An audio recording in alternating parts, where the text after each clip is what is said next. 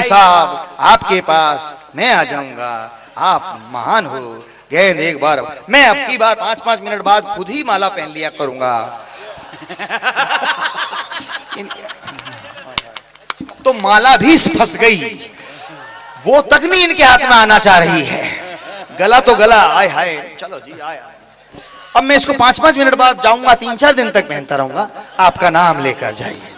बहुत बढ़िया बात। अरे साहब वाह वाह, इनकी पता है ये क्यों आ रहे हैं बार बार, आप समझ नहीं पा रहे हो। ये सबको बताना चाह रहे हैं कि मैं इतना होके भी चढ़ उतर सकता हूं। उम्र कोई भी हो, आदमी चढ़ सकता है और फिर उतर भी सकता है। आइए बैठ जाओ। ये समझ जाएंगे तो कल बजा लेंगे ताली उसमें। अब मत आना भाई साहब, मैं पहन लूंगा ना। आप तो महान है यार। अरे अरे अरे यार तुम मस्त। अच्छा दोनों की जोड़ी है यार, जोड़ी बनाइए यार। हाय हाय, चलो चलो चलो बाबा। इनको देख के लगता है प्यार क्यों किया इनके मम्मी पापा ने। मैंने नहीं, आपको लगता होगा ना, कुछ लोग पैदा होते हैं तो भगवान भी सोचता है कि यार आखिरी प्रोडक्शन है तो हो जाता है। चलो यार मजे लो। आखिरी कविता एक सुना देता हूँ, मेरे को पता नहीं क्या लग रहा, बहुत सारी बातें। एक भ्रष्टाचार पर भी मेरा मन है बात करना, पति पत्नी संबंध। देखो यार ये भ्रष्टाचार भ्रष्टाचार, मेरा तो कोई विशेष विश्वास है नहीं, ये कोई खत्म नहीं होगा चाहे कितनी मोदी जी आ जाए, ये होता ही नहीं यार। भ्रष्टाचार तो कितनी अच्छी चीज है। मतलब आप, मैं सच कहता हूँ, एक ही तरीके से खत्म हो सकता है, ले दे के। मेरी पत्नी ने 1000 रुपए निकाल लिए, सच कह रहा हूँ। मैंने कहा कहा क्या करा, 300 वापस करा। बोला ले दे के मामला ठंडा करो ना। हर घर में भ्रष्टाचार है यार। और भ्रष्टाचार जो खाता है वो पाता है, ग्रंथों में लिखा है, बड़ी बड़ी बात है। लेकिन फिर भी लगता है भ्रष्टाचार दूर होना चाहिए। तो अपन धार्मिक लोग हैं, भगवान से प्रार्थना करते हैं। मैंने कहा हे प्रभु मेरे देश से भ्रष्टाचार हटाओ। मैंने कहा हे भगवान मेरे देश से भ्रष्टाचार हटाओ। पुजारी बोला पहले कुछ चढ़ाओ, चढ़ावे के बाद सुनी जाएगी तुम्हारी अर्जी। सुने तो सुने, ये भी भगवान की मर्जी। वहीं से चालू है। भ्रष्टाचार पर हास्य व्यंग की कविता दे रहा हूं साहब, मजा लेना। मैंने कहा हे प्रभु मेरे देश से भ्रष्टाचार हटाओ। पुजारी बोला पहले कुछ चढ़ाओ, चढ़ावे के बाद सुनी जाएगी तुम्हारी अर्जी। सुने तो सुने, ये भी भगवान की मर्जी। मैंने रुपए चढ़ाए 101, निकालते हुए मीन मेघ। पुजारी बोला बेटा 101 में भ्रष्टाचार हटाना चाहता है, हमारी दुकान बंद कराना चाहता है। हम क्या यहाँ झक मार रहे हैं, पीढ़ियों से भगवान की आरती फोकट में उतार रहे हैं। तू आरती में फटा नोट चढ़ा रहा है, हमें और भगवान को आपस में लड़ा रहा है। तो आरती में फटा नोट चढ़ा रहा है, हमें और भगवान को फोकट में लड़ा रहा है। अबे छोड़ ये देशभक्ति का स्वांग, भ्रष्टाचार को छोड़, कुछ और मांगना है तो मांग। मैंने कहा ठीक है पुजारी जी, मेरे देश से महंगाई कम करवा दो, करोड़ों भूखों का पेट भरवा दो। पेट का नाम सुनते ही उसने अपनी तोंद पर फेरा हाथ। व्यंग की यात्रा प्रारंभ होने जा रही है साहब, संभालना।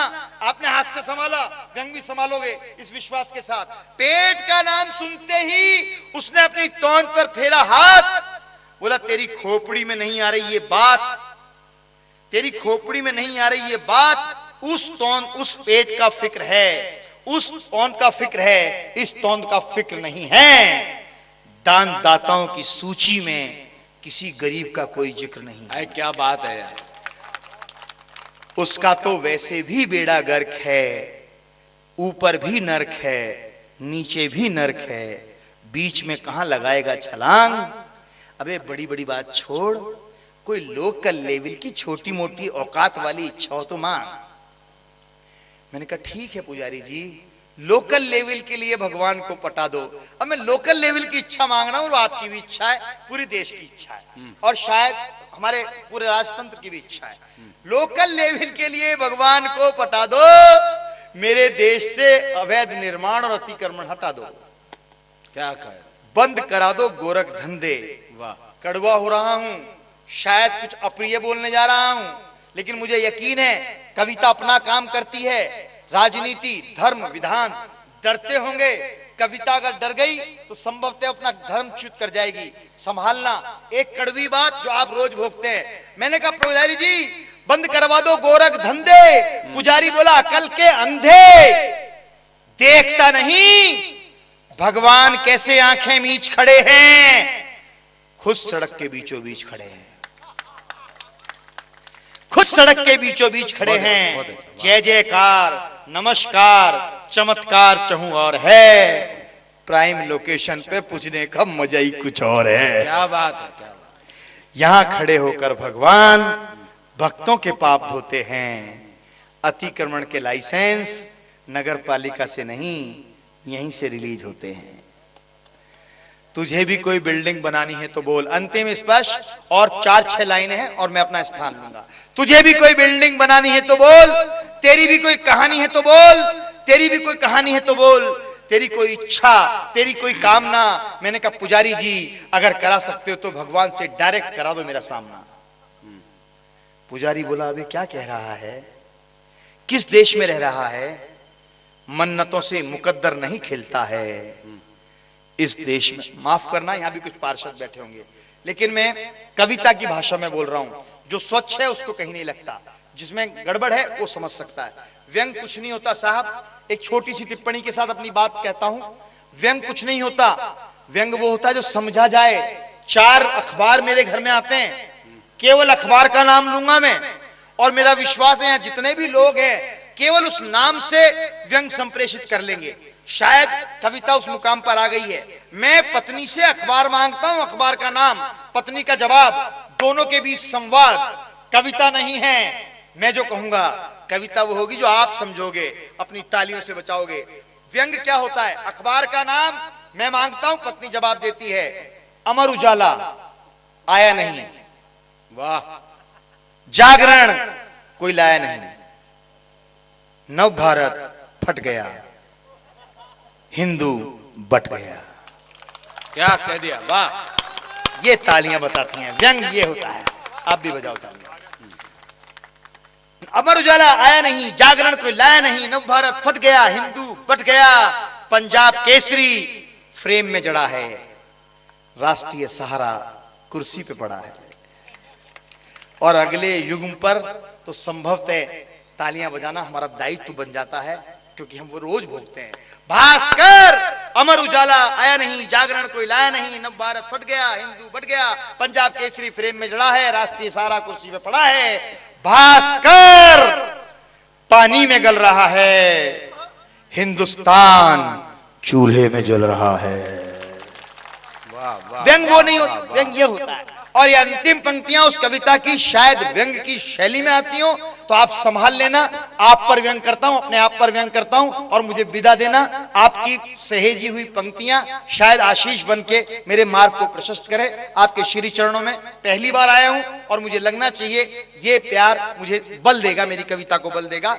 बेटा तेरी भी कोई कहानी है तो बोल, तेरी कोई इच्छा, तेरी कोई कामना। मैंने कहा भगवान से डायरेक्ट करा दो मेरा सामना। बोला अबे क्या कह रहा है, मन्नतों से मुकद्दर नहीं खिलता है, इस देश में पार्षद भी 5 साल से पहले नहीं मिलता है।